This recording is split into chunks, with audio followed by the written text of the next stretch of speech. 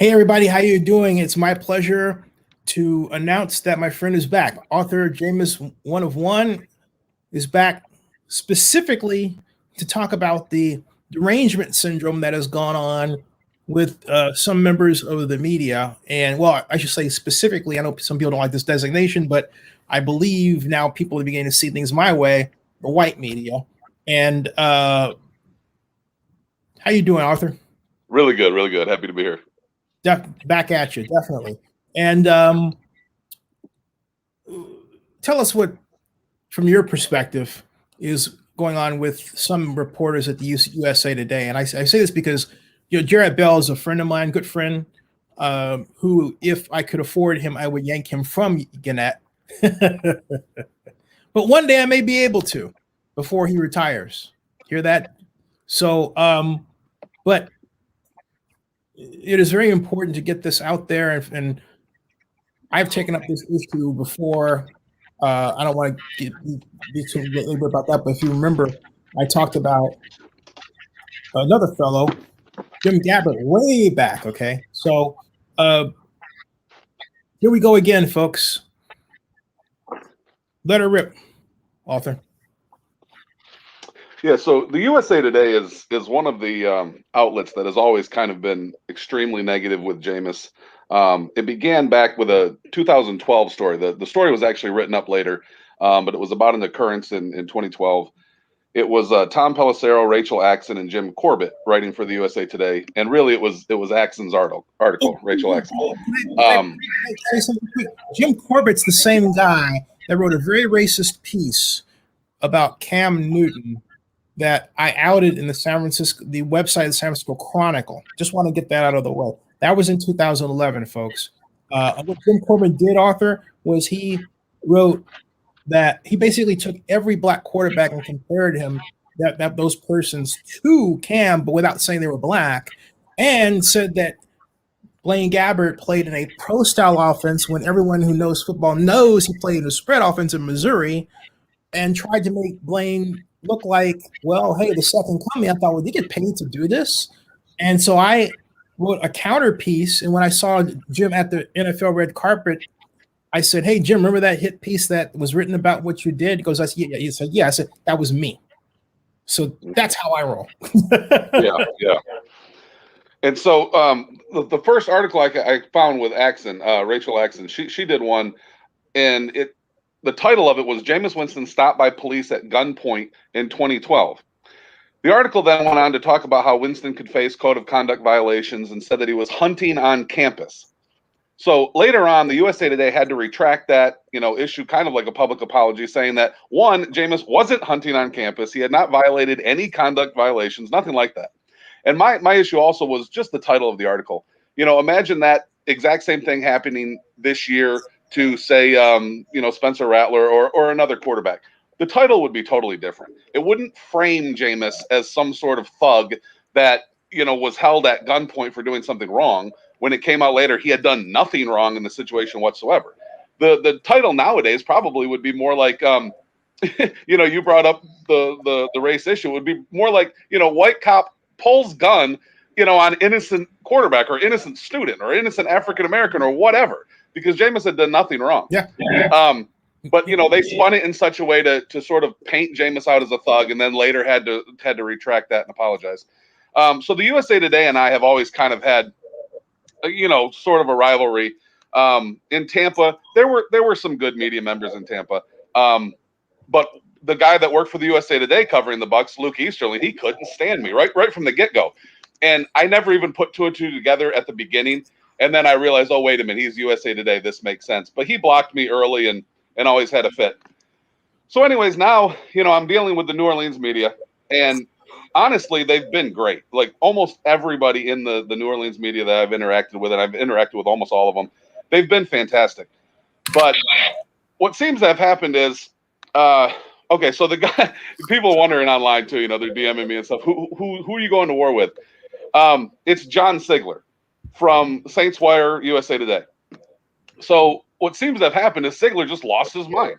I didn't know Sigler from Adam the first time he took a shot at me on Twitter back in February. I didn't know who he was.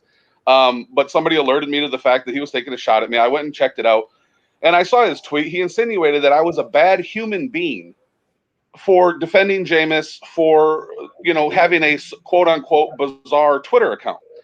So I engaged with him, and like everybody knows, I'm professional. I engage. I don't curse at anybody. I don't act crazy. I engaged with him, and he immediately, deleted his tweet. But instead of like apologizing, which somebody with character would do, he just deleted his tweet and then blocked me and ran away.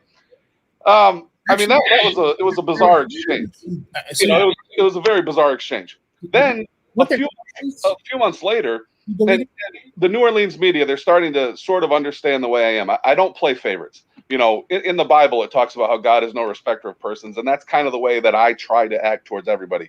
If I like you and I think you deserve criticism, I'm going to critique your work. I'm going to criticize you. If I don't like you and I think you deserve praise, I'm going to praise you. That's just the way I am. So a few months later, he actually wrote an article that I read. I thought it was fair and balanced, and I congratulated him in a public tweet, and he unblocked me.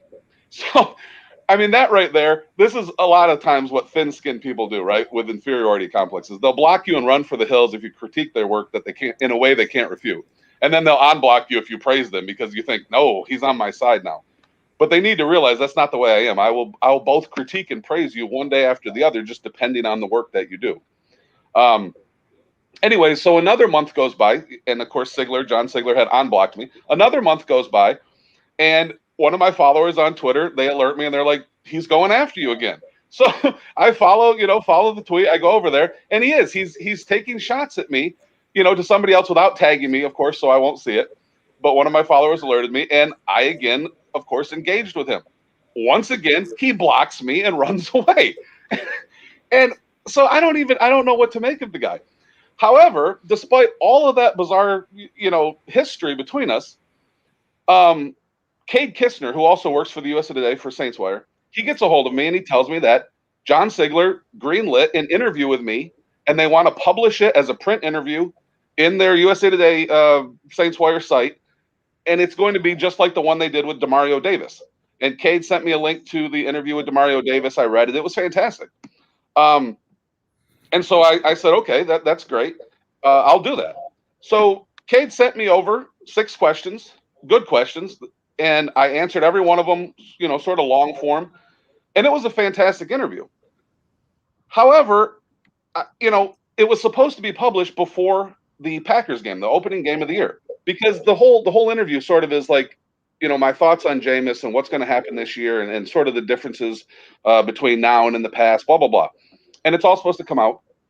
And I of course, informed Team Winston, who, people need to understand. I do not work for them. I'm not employed by them. I've seen other people say, well, you must be on the payroll. No, not at all. I'm 100% independent. I call my own shots, and I never want a boss. I haven't had a boss since I was like a 20-year-old, and I never want one again. So, but I'm in, constant communication with Team Winston. I love those guys, and I let them know. I said, hey, USA Today is going to publish an interview with me talking about Jameis, and they were super excited, because they know that USA Today for years has sort of been anti-Jameis. So the Packers game happens. Jameis goes out there, breaks 2 NFL records, throws the 5 touchdowns. They destroy the Packers. The interview never appears. I get a hold of Cade and I say, hey, what happened to the interview? And he's like, oh, I know, man. It's such a good interview. It needs to be published. John Sigler decided he won't publish it because you're the one that did it. And I'm like, what do you mean because I'm the one that did it? Sigler's the one who wanted me interviewed, who told you to interview me. Sigler set it up. He's not going to publish it because I'm the one interviewed. He's the one who asked me to be interviewed. And so, that obviously upset me. It upsets Team Winston, et cetera, et cetera. And I put out a tweet basically saying that, there's a New Orleans media member and media outlet that is starting a war with me. I want people to recognize I'm not the one starting this war. But you better believe if somebody starts a war with me, I'll be the one that finishes it. And I got a hold of Sigler through back channels and said, you need to do the right thing. You're the one that commissioned the interview. The interview is fantastic. There's nothing in it that is controversial or anything like that. It's great. It would help the New Orleans Saints fan base understand Jameis more, understand sort of what he's gone through, understand maybe what the future holds. There's no reason to pull this interview unless you, A, have Jameis Winston derangement syndrome, or B, have Jameis1of1 derangement syndrome, or C, have both. Like, there's just no reason to pull an interview like that. And so I gave Sigler like a week or two to do the right thing and publish it in the future. And he just wouldn't do it. I'm blocked. He won't communicate. I hear some other things, behind the scenes of what he's saying, And so I said, no, I'll talk to Zenny. I'll talk to the outlet that's going to publish an article about it. I won't mention them right now, but it's supposed to come out later today. And I'll just go public with this, because this is extremely unethical, unprofessional behavior. It doesn't make any sense either. So that's what's going on, with the USA Today, which isn't shocking, and then this John Sigler character, who I haven't met in person, I don't know, but the little that I know of him and have interacted with him, he's a bit of a wacko. Can I offer some advice, though? Sure. Ignore him, and here's why I say that. First of all, like other publications, the USA Today is living on borrowed time, and I'll bet your credits to Navy Beans, you don't know how much reach they don't get. You make assumption they do because of the brand name, but but where you are at, and this is why I always say, hey, show your face, talk, and everything else, is you are at this point a quasi influencer. You're one step from an influencer, but something you're doing that I haven't done in a long time, unless I did it for a particular tricky reason of wanting to steal a keyword. Okay, now I'm talking in a term that's highly technical. Is you are giving attention to someone that, but for you're mentioning them, would not have it, and particularly with respect to this. So think about it. You are using Twitter, owned by Jack Dorsey, to have a conversation within a sphere that is governed by not just your follower size, but more importantly, who follows you, which is significant. Okay. And then but you don't have a blog of your own that's attached to. You have a home at Zenny62 Media Oakland News now, as you know, I believe. But the bottom line is you don't have that. And my point is, if you thought of yourself as a full-fledged influencer on Twitter, on YouTube, on Instagram, you had a home. My home is, for example, YouTube, but it's also the blog, and they're symbiotically linked. It took me years to develop that the way it works right now. My point is this: I don't need to talk about that person. What I do is I talk more positively about Jameis than they do. I do occasionally get on Twitter and fire things back because that's, an emotional thing I really shouldn't be doing much of. But what I'm saying to you is I recognize that and I choke it off and I do smart things like have you on this show.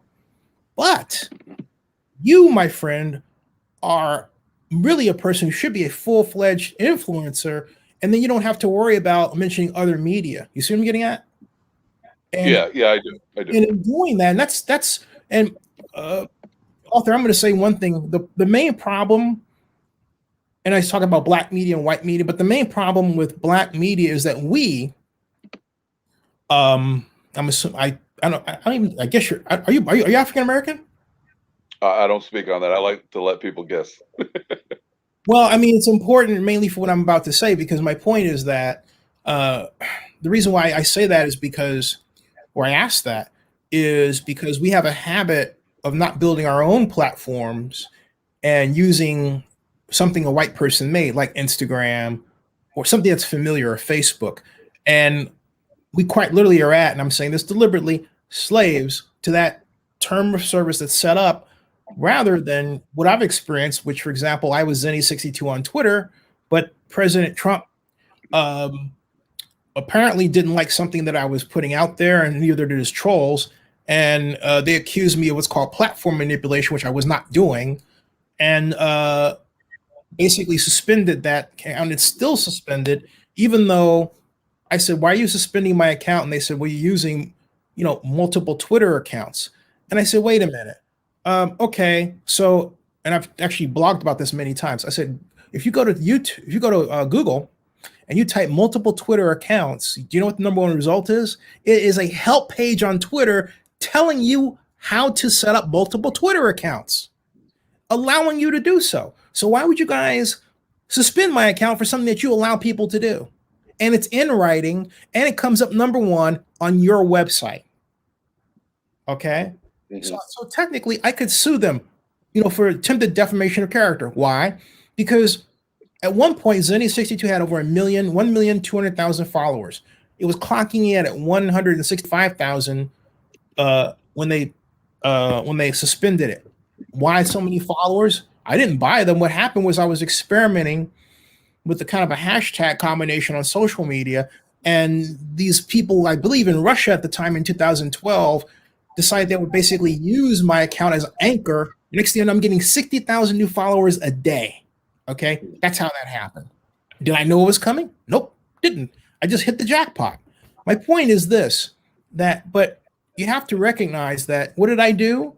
Did I have more than Twitter? Yeah, I had a ton of them. Still do. Of course I do. You have multiple accounts so that no one can take you entirely down. You are a weapon, my friend. And that's how you have to think of yourself, not somebody else. This Ziegler guy, I've read his stuff. He knows nothing about football. Nothing. He's just someone who's paid to offer an opinion. You have to understand that about many people in broadcast news. They don't know about the sport they're covering. They just know how to offer an opinion quickly. Most of the time, the opinion is bogus. Most of the time, the opinion is unfounded, but they offer it quickly. That's their job. It's the ability to create content or fill in airtime. No dead air on the radio. You probably heard all these terms before, right? That's the idea. But you know what happens? Good reporting, cogent analysis, correct analysis, understanding of the game, love of the game, all that stuff goes out the window. Out the window. And then on top of that, someone asks you who's paying you. You should ask who's paying them. Because I contend that the reason, and I've said this before, and I'll shut up in a second, but you've heard me say this before, author. The reason why Daily Caller, conservative blog, Breitbart, conservative blog, were writing about Jameis Winston is because somewhere in there, some one of them got a burr up their saddle about the Erica Kinsman issue because Erica's white and he's black. Okay. And it's that stupid. In this interracial society, it's that stupid. And they want to use it to basically make a black person look bad. They pick Jameis. They don't like all these black quarterbacks around. So what happens is Teddy Bridgewater. Did Daily Caller ever blog about Teddy Bridgewater before? But all of a sudden, Teddy Bridgewater is, the soup du jour, okay? And they want to blog about him. They just blog about him all of a sudden. Why? He's the starting quarterback of the Broncos, which seems to, by their actions, upset them. All right? So my point is it's important. And now for me, I would love to be hired by Team Winston because they have a social media issue that Zenny62 Media can clear up. Okay, so I have no problem saying that. Media today is a tech play. It's not a matter of somebody getting hired to have an opinion, but it's a matter of a company like mine getting hired to counter content out there that's against what my client wants. That's what you do. You can do that in a number of ways without saying a thing. It's not a matter of, but people who think it has something to do with saying stuff, they don't understand programming. They don't understand search engine optimization. They don't understand how servers work. They don't understand how search engines work. Okay?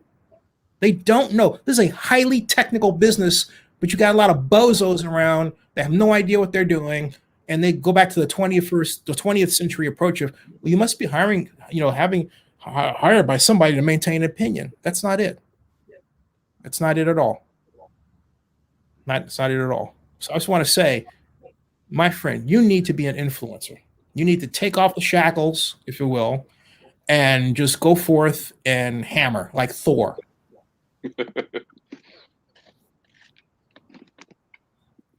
I think he said nothing.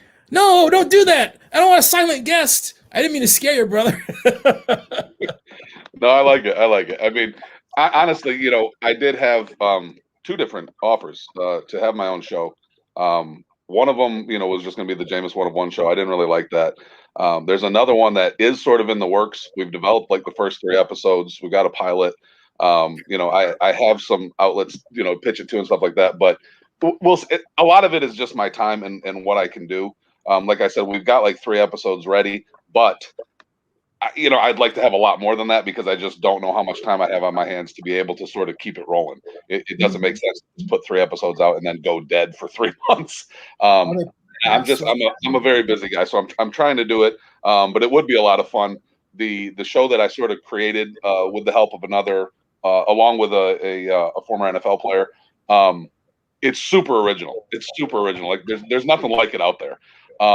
It also would freak the media out, but it would be a lot of fun. So we'll see what happens in the future. It just is how much time I have. I have 8 kids, at home still. Even my older ones even my older one that has a master's is working towards his PhD. He's staying at home to keep the cost low.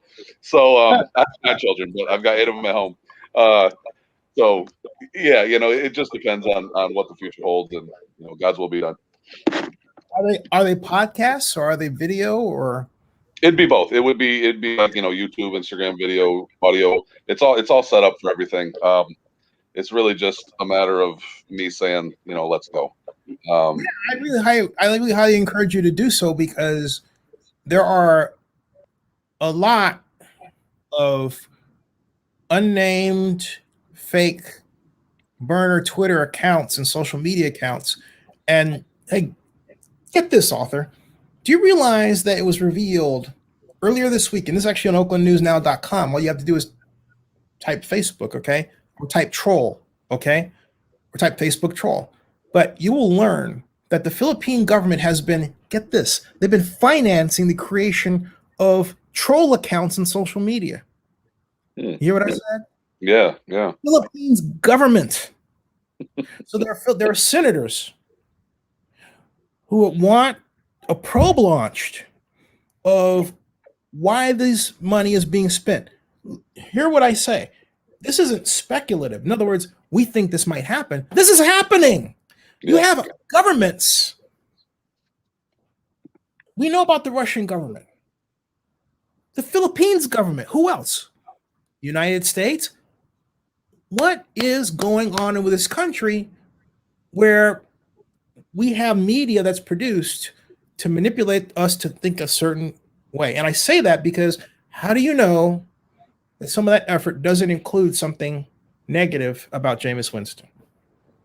Yeah, right? I agree. I mean, a lot of people, if you bring that up, they'll say, "Oh, come on, sports isn't important enough to do that." That's not true. Sports is culture. Sports is culture. Athletes are heroes for young children. Sports is extremely important, and many people know that. And I don't look at sports media any different than I look at political media. Just as political media will straight out lie to your face and spin false narratives and try to convince you of something, sports media will do the exact same thing. It's not a coincidence that all of a sudden just all the sports media decides to make Jameis just a joke, to downplay everything good he does and to overplay everything bad he does and to make him a joke. That's not a coincidence. I'm really interested also to see, what they're going to do with somebody like Kyrie Irving. Like, is it just going to turn into, let's just make this guy an absolute joke and try to destroy him and try to get everybody to think he's a total moron and this and that?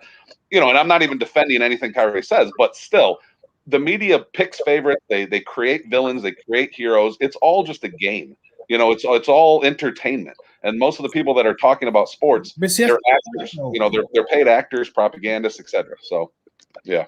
Well, my point is that if you're not part of that game, like I'm part of the game, so I'm part media too. So my point is that the media is fragmented. It's one thing, there's a certain segment of media that is that way. But what is underrepresented is a media that defends a classically African-American position, okay? And I say that, you would say, why say that? Well, I'll give some examples, folks. For example, to make a long story very short, Fred Lane Jr. In 2001 was running back for first the Carolina Panthers and then the Indianapolis Colts. It was said that basically, Fred Lane Jr. was my cousin, okay? Fred Lane Jr.'s wife, Deidre, accused him of domestic violence. It didn't happen and shot him. the authorities discovered that she made up the story and concocted a way to have him murdered. She spent 7 years in jail. Well, and guess what? On top of that, folks, she robbed the bank. Now, if we move that to the present day and the claim was domestic violence, you would have saw it on Twitter all over the place. They would have gotten, some shadow account would have said the NFL should ban him and all this stuff, even though none of this is true. So my point is that it took prosecutors to investigate it, and there was no cacophony of social media to damage his reputation. That's not true today, okay? And you need a media that protects someone, that protects black men in sports in particular, from this constant smearing. You told me of an example about Jameis Winston, for example, in USA Today. And there needs to be that. There needs to be that checks and does fact checking in the exact same way that you have other organizations that fact check with respect to, say, climate change, right? That organization needs to be in place because it's too rampant that black men in general, in sports or out, are constantly the targets of misinformation. All too often. Yeah. So, I mean, I didn't mean to shut you down.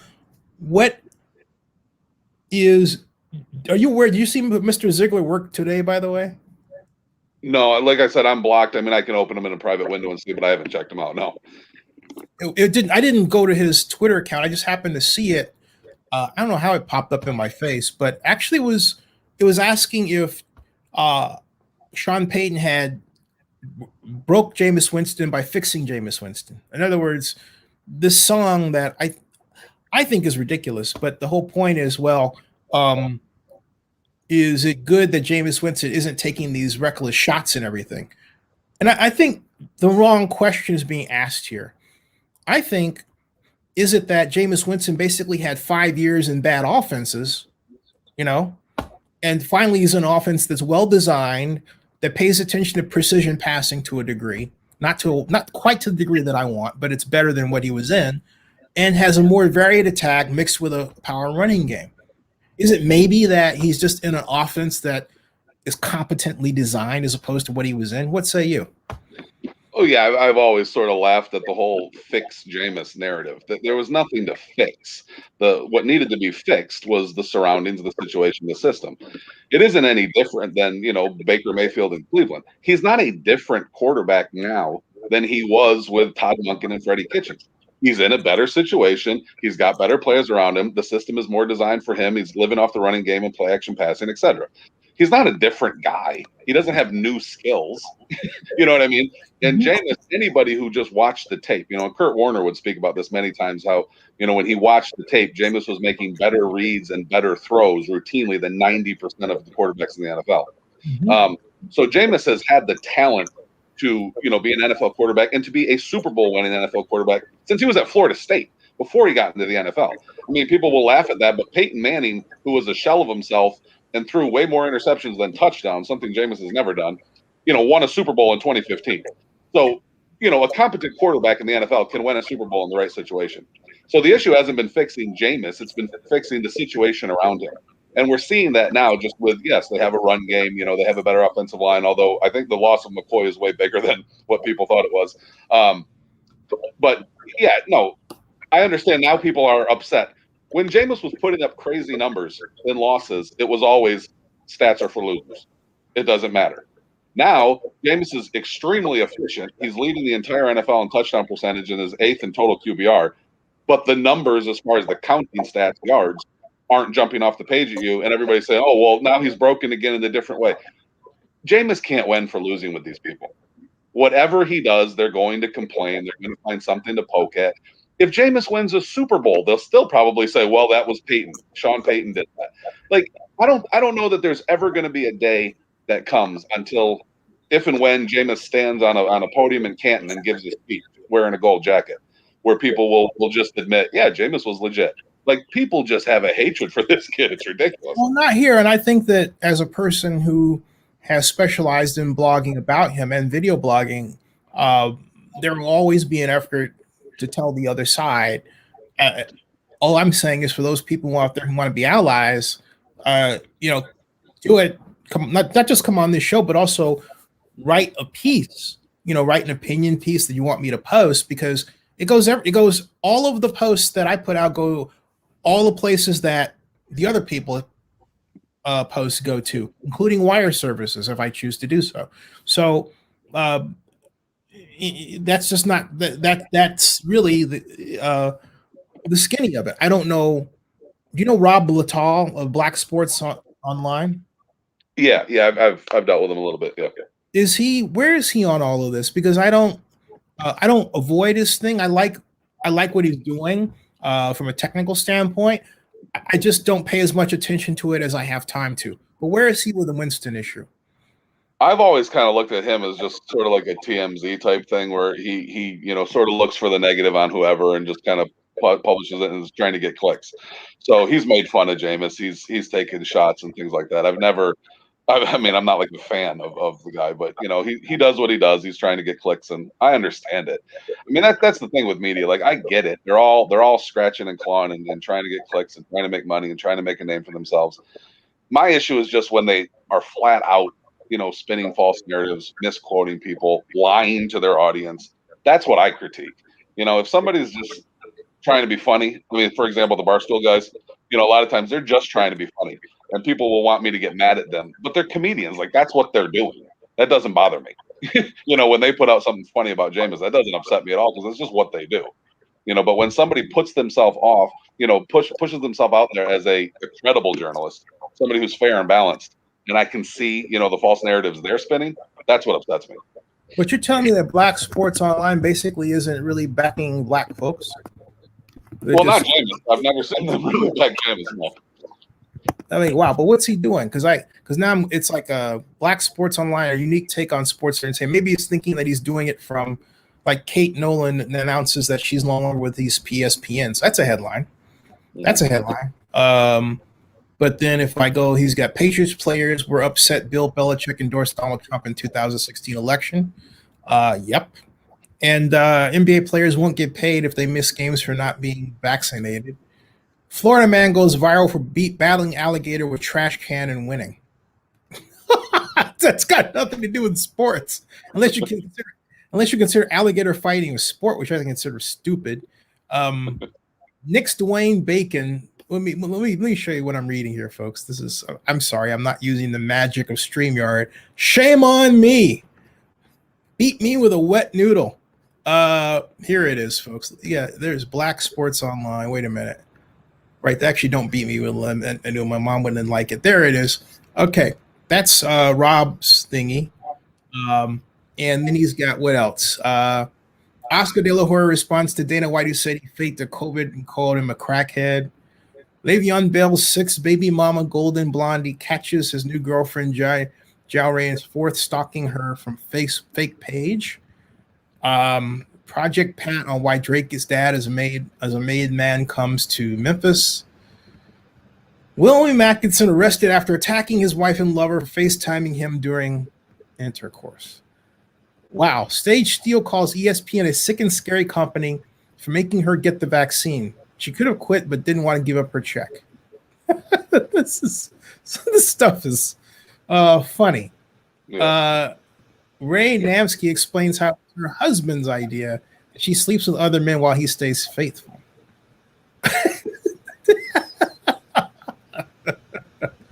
Oh my gosh. He might be on to something to a degree. Let me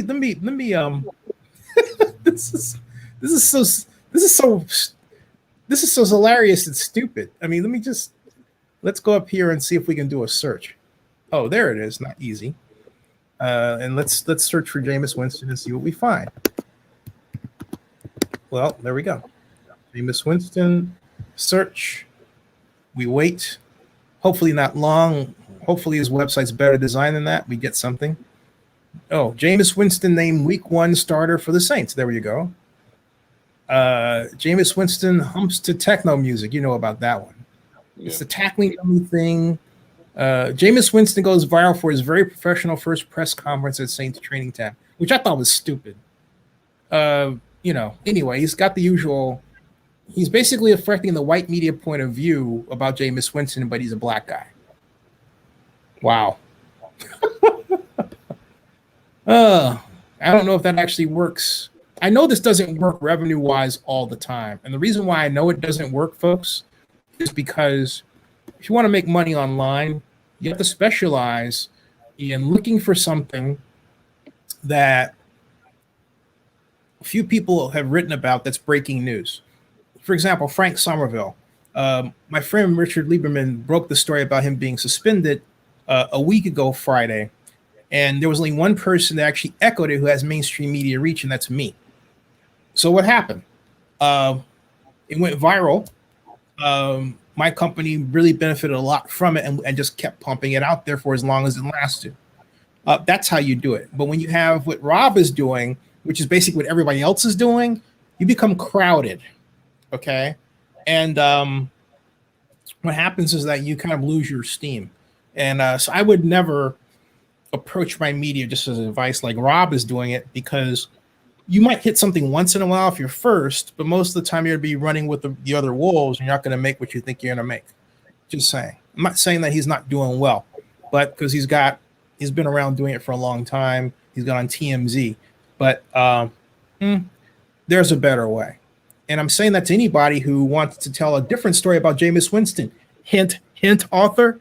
The story out there, I don't see anything. You have to get a press release on,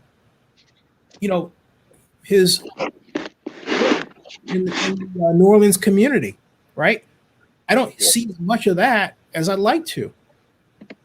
And so he might go viral with one of these one day, and there'll be what? Maybe a handful of people to, put it out there, which means they make the money. I want to be one of those people. So we got to get on that bandwagon, man. And Smallville points up a great point here. He says, Chris Sims definitely hates Jameis Winston. He is nowhere to be found after the Saints beat the Patriots. Yeah, he's right. Chris Sims has had this burr up his saddle regarding Jameis for some time. Have you taken a tally of people out there who are in the media who, in total have this derangement syndrome in their heads? No. I mean, I DM with a ton of them and stuff like that, and I try to keep it in the back of my mind, but I've never developed a document on it or anything. Yeah, I think it's I was going to say a good time to do so, just so that, and then track and see what's going on, because I still believe that this is a politically motivated approach.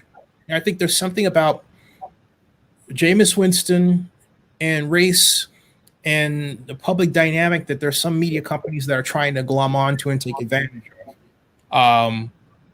And because they look at little things, like, for example, even like, I think he was in the huddle one day or something, or when somebody was giving a speech, and he says, look at each other, and Jameis does that. He looks at his other person. Now, that's not funny to me, but someone tried to make that funny.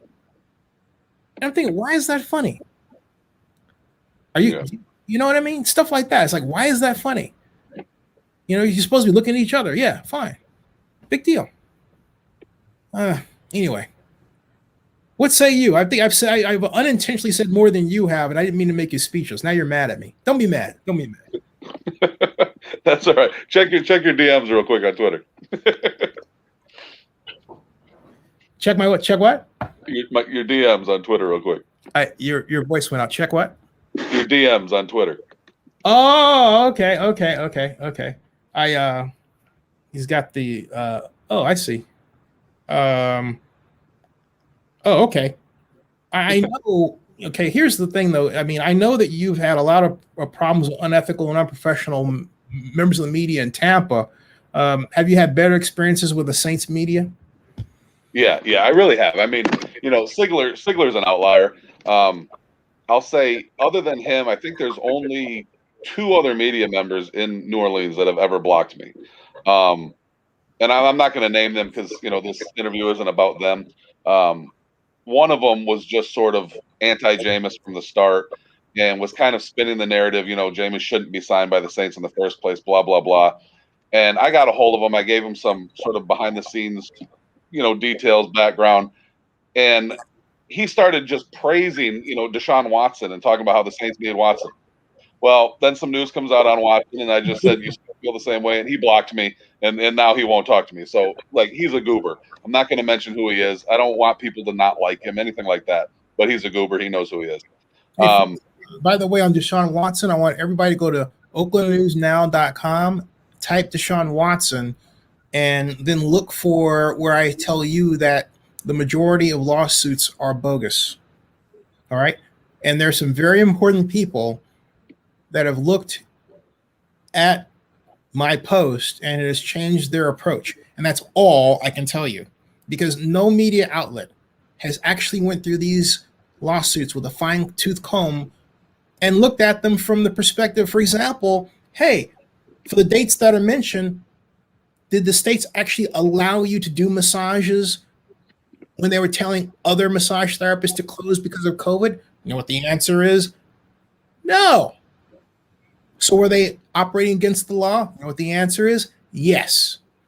Now, if these lawsuits are real, why would anyone be stupid enough to leave out the COVID issue if they really, really had a problem with what was going on? They could have said, well, he insisted that I do that, and he didn't follow the proper protocols. You know what I'm saying? Arthur? Yeah. I mean, I honestly haven't looked into the whole situation much. You should. This is another case of a black man having his reputation being smeared because he dared say, I want a seat at the table in deciding who my boss is regarding a head coach for Texans. And on top of that, then it's saying, hey, look, you don't do that, trade me. And so the Texans are thinking, my Lord, we're going to lose hundreds of millions of dollars. We got to do something. And the something that they did, I contend, was they activated Tony Busby, the famous Houston trial lawyer and class action lawsuit specialist, to basically pull a class action lawsuit style lawsuit against Deshaun Watson. Why? Not because Deshaun was guilty of anything. The purpose was to alter public opinion about him so the Texans emerge from this in better position. That was the intention. And folks, I'm explaining to you, you got to look at this that way because there's big bucks behind these and power, okay? And wherever there's bucks and power, there's behavior that you wouldn't anticipate, like, for example, manipulation of web searches. That happens. Wake up, folks. This is not the 20th century. This is the 21st century. So, does all this get to you, Arthur? You know, tweets and everything. Uh-oh. I think did I lose him? I think I lost him. I must have lost him. I think I lost him, folks, somehow. But at any rate, while he's doing that, I'm going to show you something else about Jameis Winston that I want you to be aware of. And it is hold on a second, because he somehow left there. But let me go back and type something that I want you to see. And then I'm saying, let's see if I can get him back. There. Might be a connection issue. But while that's going on its merry way, let's see here. Search results for Jameis Winston. Going down to here.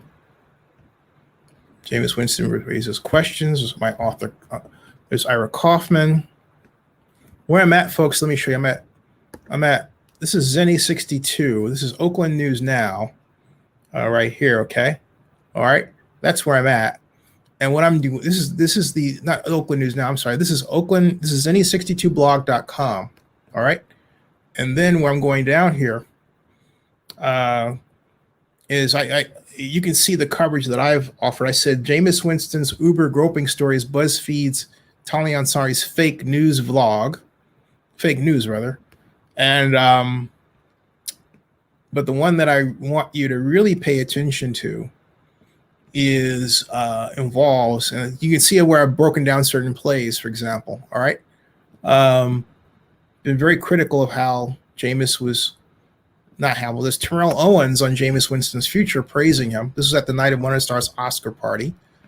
That's Jameis signing autographs at Super Bowl 50. I see. The author has a bad signal, is what's going on. But let me show you.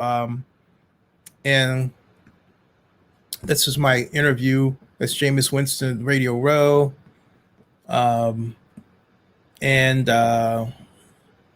I say Erica Kinsman, Jameis Winston accuser, blocks Facebook page from view.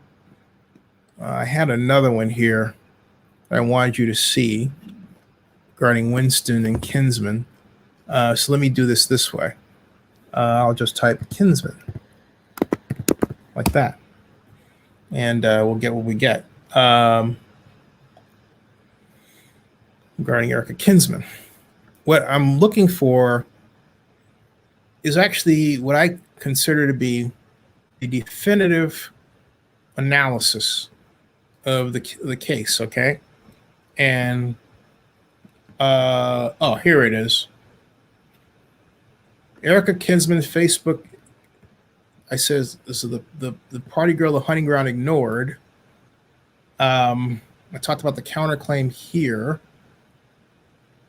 This is something that you should know about. This is about Marcus Jordan, a name you probably have never heard of. And what Marcus Jordan did, he was an ID forger. I'm going to read this. His name is Marcus Tillman. Marcus Tillman Jordan. This was April 17th of 2015. He was ex-Florida State quarterback Jameis Winston's accuser, Erica Kinsman's friend, and he was the one who reportedly got drinks from Erica Kinsman and from Monique Kessler at Potbelly's the night of what we can all agree was a drunken sexual encounter between Jameis Winston and Erica Kinsman. All right? While underage at the time, Monica said to investigators that Tillman was somehow, quote unquote, able to get them drinks at the bar. They were underage, all right? And so, the somehow was answered. On August 29th of 2013 and before the reports of the incident that happened on December of 2012 became national news, a Marcus Jordan Tillman Jordan, who matches the description I linked to, was arrested at 19 for possession of what are called forged driver's license on an ID card, all right? And I have the record of the arrest there. And it's reported that he posted a $1,000 bond. And it provided clear evidence that Erica Kinsman was engaging in binge underage drinking to friends and to the point where her memory and judgment were impaired. Did you hear that? You hear that? Okay. So the rest of the story is that she went to and started dancing Potbellies and started dancing with Jameis then, and then later asked Monica by text if she should go with Jameis and Ronald Darby and the other gentleman in the cab to their place, their home, their dorm, okay? And Monica said, go ahead. And that's where Ron Darby says that, among others, and the others said that she was aggressive and threw them out of the room, said, you leave, get out. Get out. And then it's also reported that Jameis gave her a ride back to her place on his scooter. But what Jameis didn't do, and here's a lesson for everybody, folks. Okay? When you go out, first of all, young folks, going out for the first time, men, going out with a woman you love, interested in, you guys are drinking, always make sure that you don't just take her home. Ideally, you all should be together so you can debrief the next day. What happened? Because I guarantee you, if alcohol is involved, one of you is going to forget what happened. And generally, the one of you that forgets is the woman. All right? You don't want that. The way to have her remember is to be with her, because that's gonna come up. Hey, what happened last night? And then you can talk about it. But if you're not there and someone else is, what that someone else thinks happened is replaces what really happened. And that person, like Monica, wasn't there. But she told Erica, well, I think this is what happened to you. And what happened was Jameis did not, apparently he saw her in class and didn't even say anything to her. That is where he went wrong. You don't do that. Okay? That was the bad thing. Okay? When you hook up with somebody, when you hook up with a woman, you do not pay attention to the woman the next day. It's not cool. It might, I know some young folks consider it a cool thing. Some young brothers think, oh, I got to be, all this stuff like, oh, nothing happened. No, do not do that. Because what happened is what led to something that Jameis Winston has been dealing with to this day. But not for the reasons that you think. It's because they had underage sex. They were drinking. She initiated as much as he did, but then she forgot because of the desire to be thought of, and this is a legitimate, just desire to be thought of as a good girl. And look, she's underage drinking. Does she want to be caught and written up by the authorities? Of course not. It'd be devastating to her parents. Plus, she already had a black boyfriend. Fact. She was already dating a black guy. But people in her family, like Miss Patricia Cornwell, who was her auntie, who was a lawyer at one point, said that her niece doesn't date black boys. Her niece had sex with 2 black boys in the space of 24 hours, same day. Okay? Same day. And without changing clothes. Just saying. This is all record. This is all documented record. Okay? This is why I was saying to author, it's very important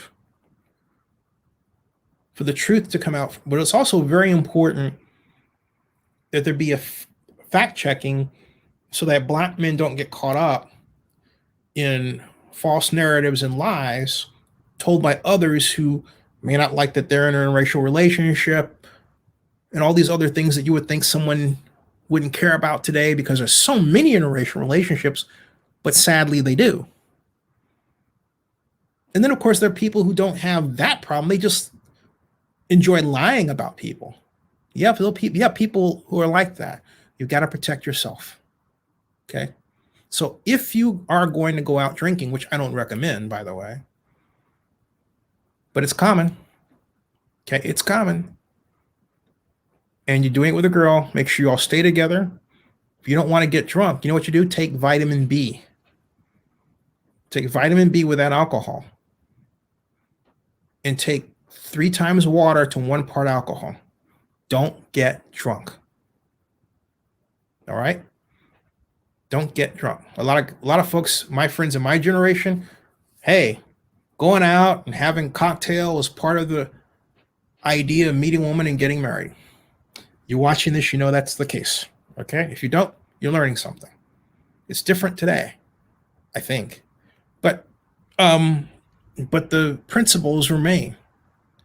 Be careful. And don't drink and drive, for God's sakes. Okay? The reason why folks like me are around is to basically tell you how to better handle yourself so that you don't get into trouble. But again, if I were Jameis Winston's father, I would say, you know what? You meet a girl, you're going to go out and have fun and everything. You stay with her. You don't act like you don't know her. That is the worst thing that you can do to a woman. You do not ignore a woman you just slept with. Don't do it. Okay? She was the initiator. She liked you, all that. She's white. Maybe you don't think that your parents are going to like that you're dating white women. You know what? You are. Big deal. Maybe you're trying to hide from you had a girlfriend. Doesn't matter. Okay? You weren't. Okay, doesn't matter. Both of you had sex. You, as the man, must take care of the woman. That is your job. So if there's anything that Jameis didn't do, it was that. Okay? All right? Small says, well, we see she dropped her lawsuit when Jameis filed against her. Yeah. But the whole point, it didn't need to go that far.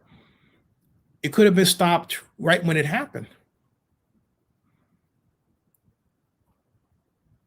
Jameis calls, not text, calls, says, hey, just check and see how you're doing. And debriefed. Okay. I remember a long time ago that something like that, met this girl, thought that was it. We're gonna get married and everything. Dropped her off at her place. But see, I checked in on her the next day. She asked me what happened. I told her. I said, she goes, she had a name for herself. What